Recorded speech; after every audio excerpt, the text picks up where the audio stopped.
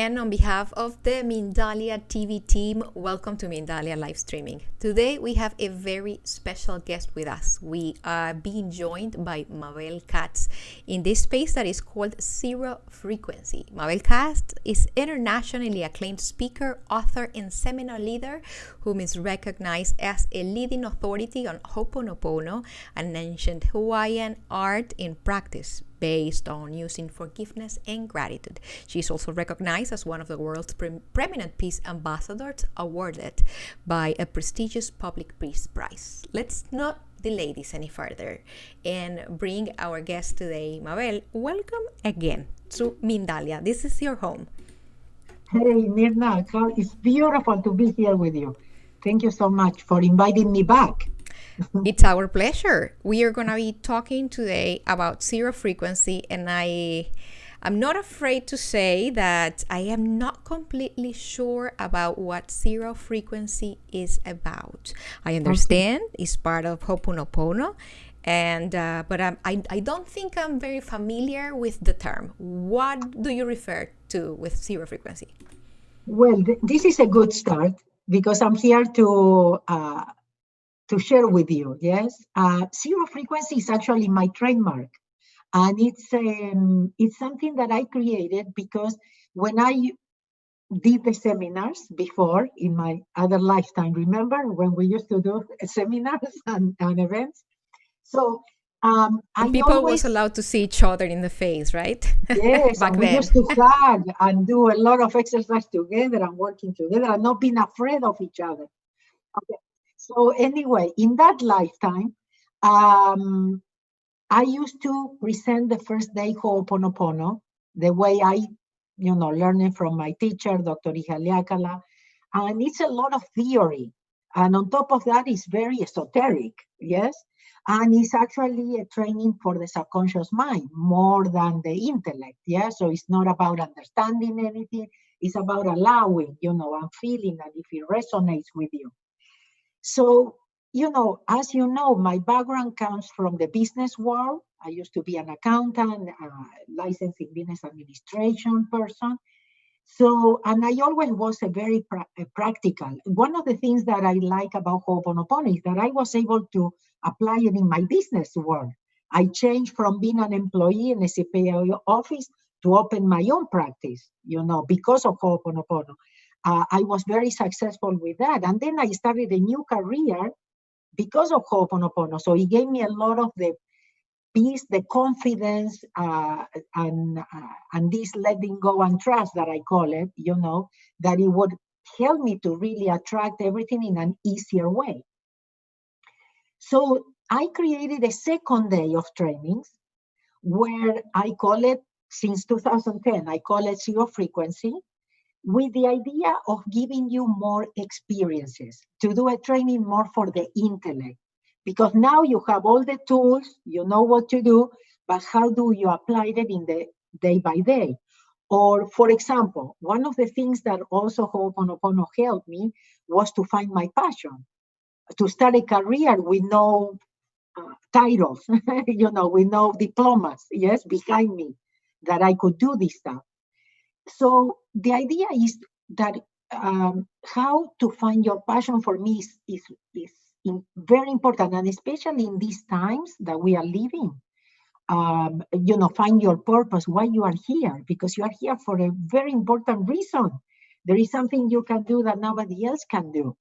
So that is very, very important to find out. And if we really want to contribute, to create a better world, it is imperative that we stop working for the money and we start trusting ourselves, trusting our passion, following as a compass, that will open doors for us, and that we all do what we love, because then everybody will have money based on that.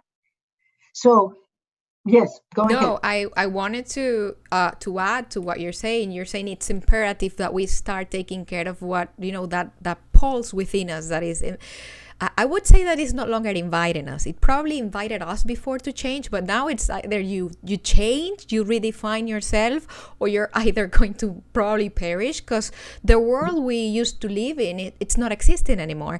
And I want to, I'm a like pathological optimistic person. I don't want to necessarily think that it's gonna change for the worst. I like to think that we are in a uncomfortable transition towards something bigger and better, and we have the opportunity of finding out who are we. So you propose zero frequency as a tool, more a mental tool. For me, it comes out great because I've been disconnected to feelings forever. How do I start? How do I align myself or tune myself to that zero frequency? What do you mean with it? So I mean to be more conscious, to make different choices in your life from a conscious mind, instead of being robot, like automatic, replaying memories, because life is replaying memories. Unless we change it, it is taking that 100% responsibility. Yes. And so important that, again, that we find our passion, that we love ourselves, that we trust ourselves, that we allow ourselves to be ourselves. So that zero frequency training gives me the possibility of sharing different processes, different ways to bring yourself to zero, because we are never at zero. But zero is the middle way, like Buddha used to call it. Yeah, no extremes, balance, peace, harmony. Yes. So and you have to bring yourself to that zero frequency moment by moment. So even, my new book that just came up during the pandemic, finally my zero frequency, I've been trying to write it for 10 years. You wouldn't believe, Mirna, everything that happened to me, all the blockages, obstacles, people that would actually stop the flow of the book. And now that I'm recording it and doing it in audiobook, I cannot believe the book. Because, God knew this was it had a date, it had a time to be released. It wasn't before this. This is the book for these times. So I share different ways of bringing yourself back to zero. Because most of the time we are not at zero. Most of the time we are worried in the future. Most of the time we are engaging with memories from the past. And all we have is this moment. And like you said, we are at a time like never before. Never before. And can you imagine that we chose to be here at this time? So that means that we have something very important to contribute. Something very important to contribute, yes, for exactly for a better world. And like you said, otherwise you will perish in different ways. But there is no choice right now. There is no other choice. Allow me to see if I'm understanding what you're saying. So zero frequency is that middle line between my monkey, my mental side, my intuition, between my past, between my future. Zero frequency is the now. No burden, no backpack, no luggage.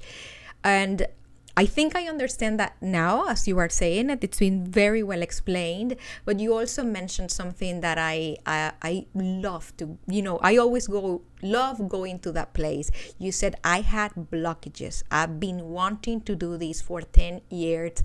And this is something I love to rescue, because people tend to think that because we admire you, you are someone that has everything figured out. Oh, yeah. So I am dying to ask you, how does Mabel Katz, that person that we look up to, deal with blockages, with, being unaligned with the now?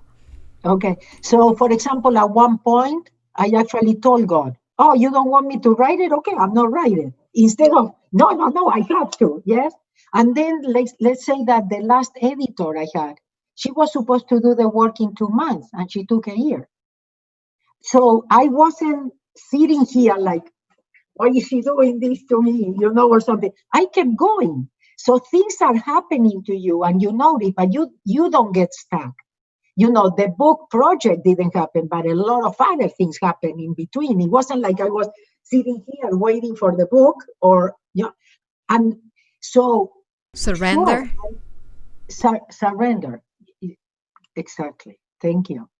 So accepting, you surrender, you accept that maybe it's not the time, that things happen for a reason, that something better is coming next. Yes. So, and I want you to know this book was finally ready a year ago, but it didn't get published till now. So I'm going to give you another example. I started with this because I started my awakening around 1996, 1997. My first training in Ho'oponopono was in 1997. I started waking up 95 or 96, okay? And one thing was taking me to the next, yes? Many times I tell people, okay, I found my passion, I found my purpose in 1997. I didn't let go of my career till 2008. Okay, my Your life is being accountant career, changing. your CPA, My right? accounting career, exactly. So it wasn't because people say, "Oh, I know what I would do even if I don't get paid," and this, and I quit my job. No, sometimes you have to invest in your purpose. Yeah, I invested a lot in this. Yeah, in trainings, trips, to go to take it with my teacher, different countries and places. I took many trainings of Ho'oponopono that I paid for. I wasn't going. And then I did a lot of stuff for free for many years. And so you do it, parallel, you start being even volunteering. Yeah, I used to be assistant in the Ho'oponopono trainings also. You understand what I mean? So you start, and you take the different steps. But Taking yes, advantage of what you have at the moment. exactly. And then you allow the universe, God, a more intelligent mind than yours, or whatever you want to call it, you allow it to guide you. And you accept, yes. So you might have desires, yes. You might have goals, but you let go. Yeah. So you are clear, yeah, this is what I would like, but you are not attached to the result. You don't depend on those things to happen or to come to you to consider yourself successful or to or decide if this works or it doesn't work. But the other thing that I wanted to tell you is I started with my TV shows and radio shows here in LA, and let's call it 2003. I published my first book. Okay, and I used to be first. I was invited to TV shows here for the Latino community, and you know that now when I meet people from that time that used to interview me, she says, Mabel, when you used to come to the show, I didn't understand anything of what you were saying. So it is like sometimes I feel that I'm ahead of the time and the universe have to, because that's the way I am. I always was like this. So, I and I'm not different now. No, I can't help but wonder if maybe the knowledge that you were sharing, what was coming to you, was probably not vibrationally in sync with the reality we were living Exactly. back then. Yeah. Can you imagine if we still have people that are asleep and they don't even know what is really happening right now and what is at stake right now? So can you imagine? I'm talking about 2000, 2001, 2003. I mean, yeah. Now, right now, there are more people, thank God, waking up, but still a lot of people that are asleep and they don't want to see the reality. Well, I think that we have established about the zero frequency. What is that zero frequency? Where is it? What I want to know now is how, if you can share with us a little bit of what can I do to put myself there? How can I tune myself to the zero frequency? Or how do I, if I dare, detune myself from all the other frequencies? Because if it's zero, I imagine it more as getting rid of everything else, because I kind of feel that I'm already there, but there are things pulling me back and forth towards not being there. Well, that's a great question. What happened is I tell people it's not about, oh, today I've been at zero all day. It doesn't exist. because the memories play all the time, and the universe will give you plenty of opportunities to work on yourself. Yes? So it is that moment by moment, is that being conscious. Okay. For example, I always share that thing about the money because people always, are with that area that is kind of touchy, sensitive. Yes. Okay. So once I let go of my career, yeah, as an accountant, a safe, a stable, yeah, career, um, some income that I was counting on disappear. Okay, so I'm not counting with that income anymore, and I was already having a lot of employees. So first, my logical mind said, "Oh, you will have to go back to preparing taxes," and that was logical, yeah, and reasonable even. But I made a decision, and this is about how you change stations, yeah, because we do have, like Bruce Lipton says, two stations, yeah. So you, as you change channels, other thoughts, other ideas come to you. So the thought that came to me was, hey, God knows how much I need and when. God knows why I'm here and what I have to do.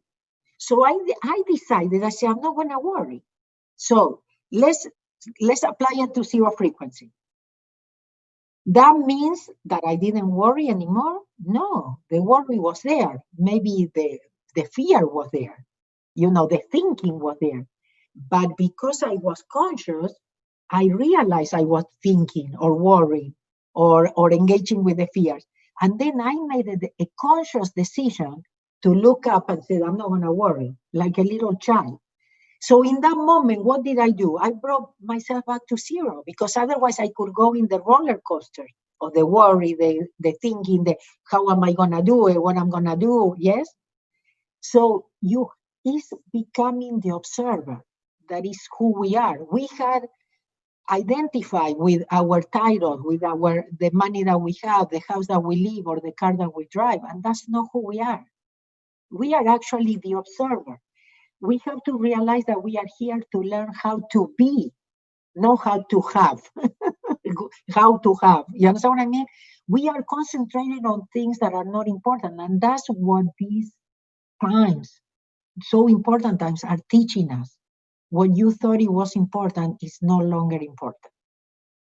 Not only not important, but probably not even available.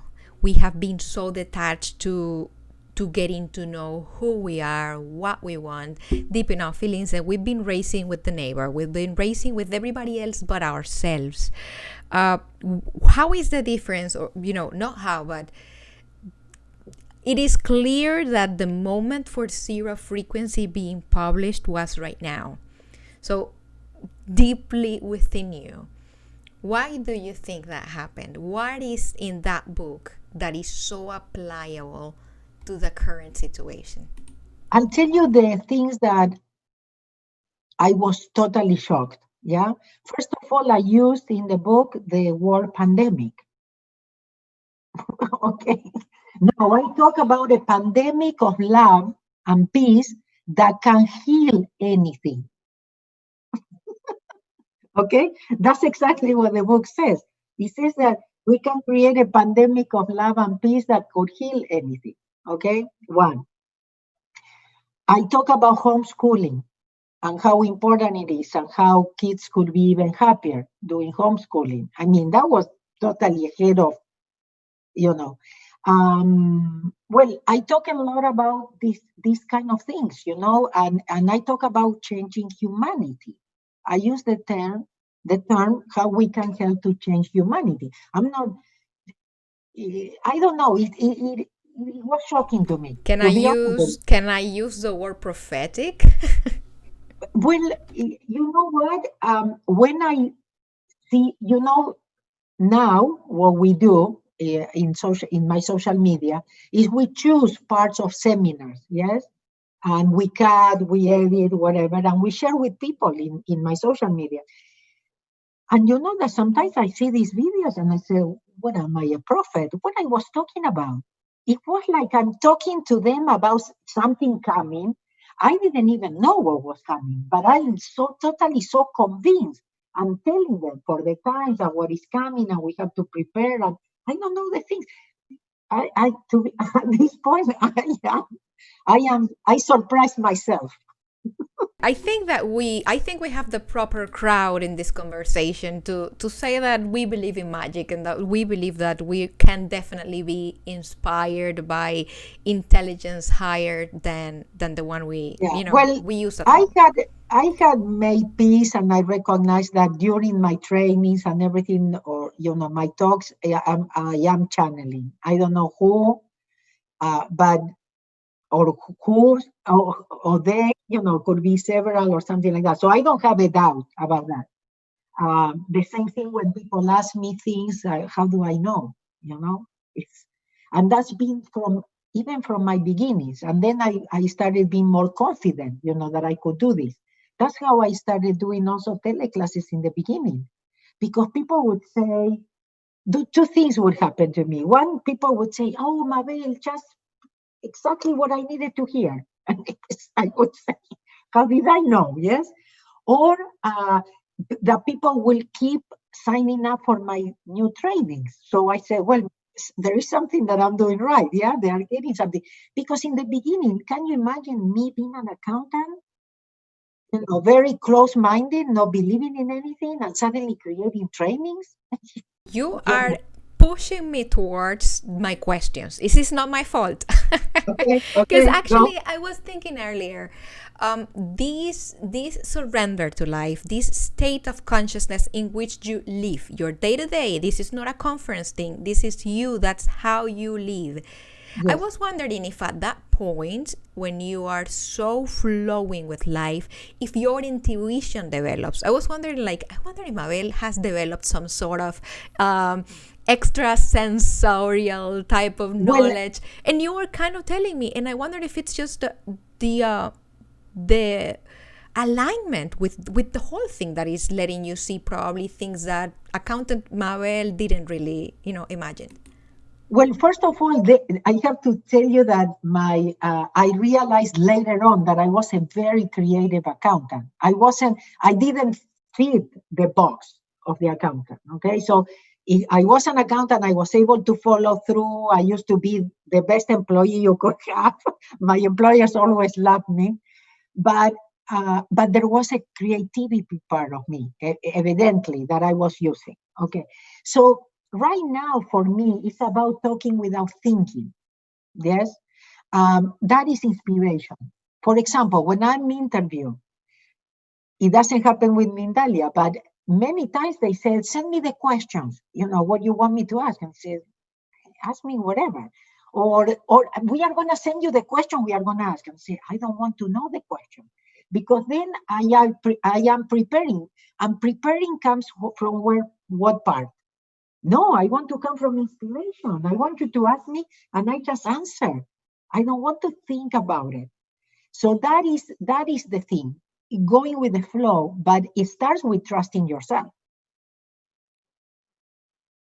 and Because and a that is lot of something we people, we lack we lack a lot of self-esteem. We lack a lot of believing in our talents, our powers. I think it's Marianne Williamson, I guess, that says that the biggest fear of a person is yes, discovering their own light and power, right? exactly. So the thing is, for example, one of the questions that everybody asks, so Mabel, how did you go from being so close-minded, no believer, to completely trusting, and going with the flow and accepting, and for me, it started by letting go and trusting. I said, I'm going to let go. One of the things that, if you want to call it luck, was that I had a teacher for over 10 years that could see and hear. And he would share a lot of things with me. So my intellect, went a little bit, to the quiet place. Yes, I realized I didn't know as much as I knew, or I thought I knew. And that made me a little bit more humble, and also more detached of the results, because of all the things that he shared with me, I realized that really the universe is perfect and we don't know anything, because everything is memories. So even when you analyze and you think why you are like this, and if you found somebody to blame, but it wasn't that. And that doesn't bring you nor the happiness, nor the peace, or the abundance that you're looking for. Zero frequency is a place that I can get with my heart faster than if I try going with my mind. Definitely, it is about connecting more with your heart, because this is the time to listen more to the heart than to our minds. Definitely. But in zero frequency, I give you ideas because, for example, Ho'oponopono is about repeating thank you or I love you or many other tools that we have. And some people say, oh, I cannot do it. It's difficult. Okay, in that moment, get up and walk. Go for a walk. Hug a tree. Connect with nature. Listen to certain music. Grab a book, that inspires you, whatever. How can we take action? Because the most important is take action. It could be just breathing. Okay, sit down and breathe. Take a deep breath. There are so many things that are so easy and we don't do. Yes, we know them, but we don't do them. So sometimes you have to remind yourself. So once you come back, it's easy to say thank you, I love you, and to keep letting go. But sometimes we are so stuck, we are not even breathing. Okay, and the idea is that you have to breathe, you have to relax. When you have a problem, you have to relax. It's exactly the opposite that we all learn. No wonder we have so many problems. No because wonder we are why. doing exactly the opposite of what we should be doing. Yeah, we're doing exactly what we should be doing to have a longer life, to have a healthy life. And I just want to believe there is a purpose for that, but it's very hard to find it. Well, it's part of the experience. Yeah, the growing up, growing pains. Yeah, I would love to keep you for. But we have questions. We have questions.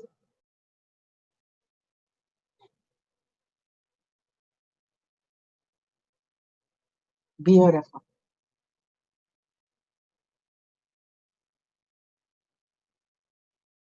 Thank you.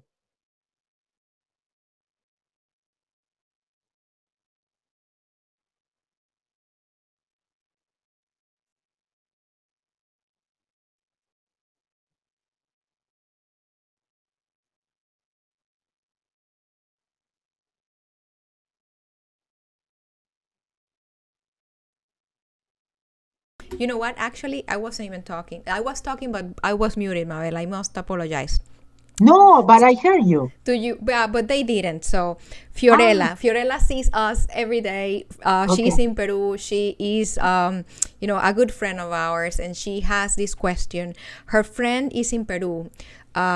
He's lost on the sea in the north of Peru, and she has been cleaning with Ho'oponopono, trying to help in a way. What can we tell her? Okay, so if we really are worried and we really want to help, is God, I give it to you. This is too much for me.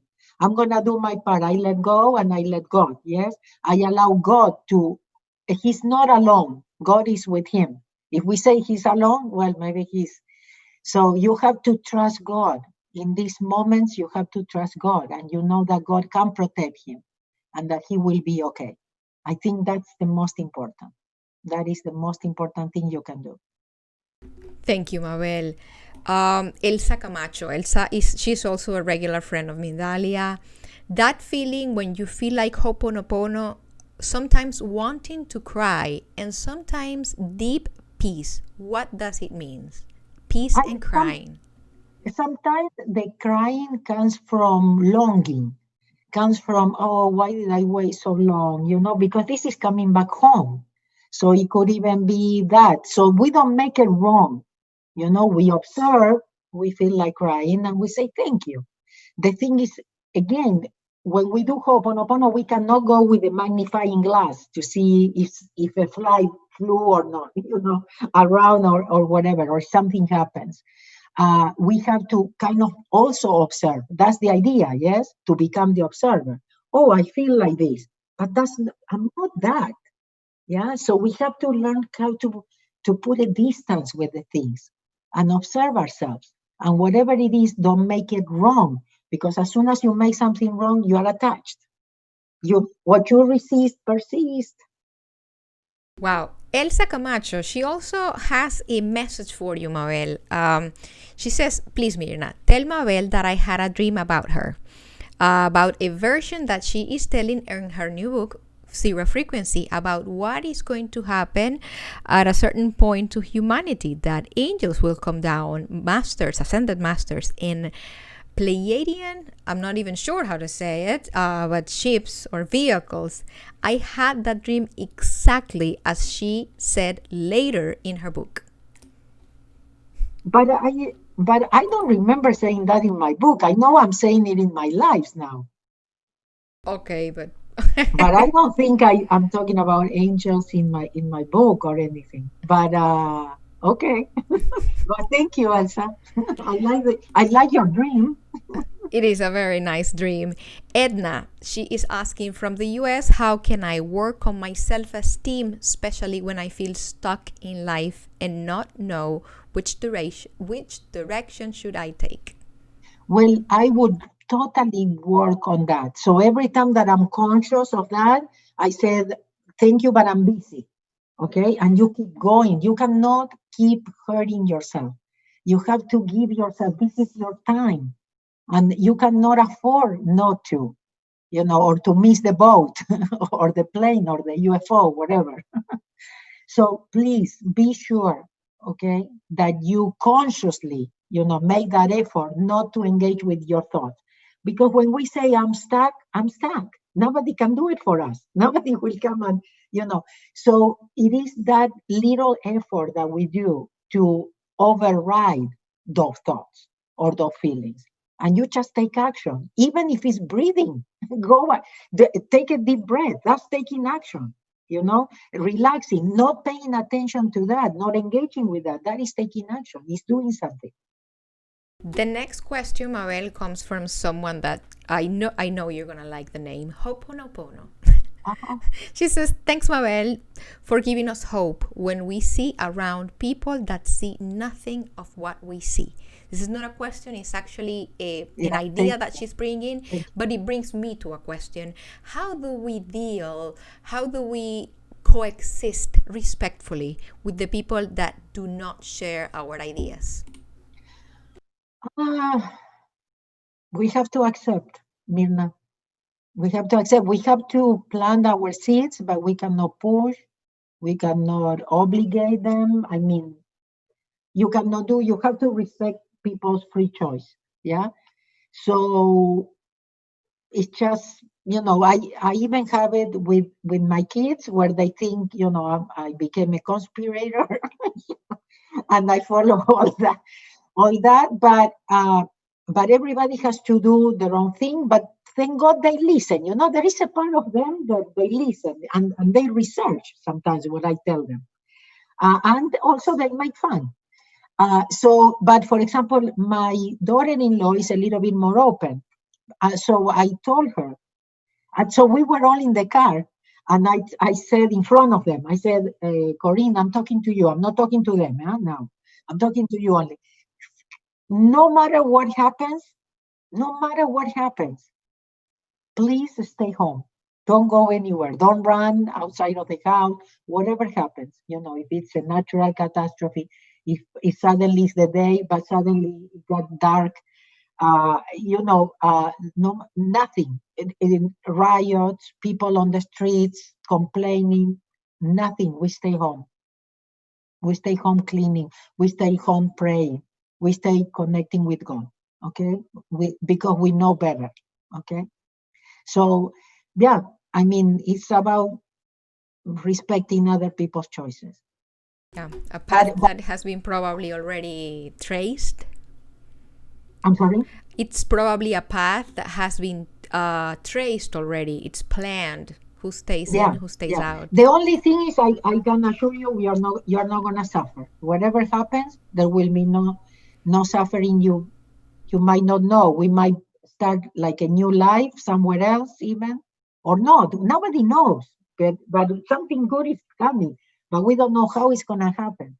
But there are a lot of people that travel to the future. That's why they are telling us, I mean, 2 years ago or 3 years ago, they were telling us exactly what was going to happen now.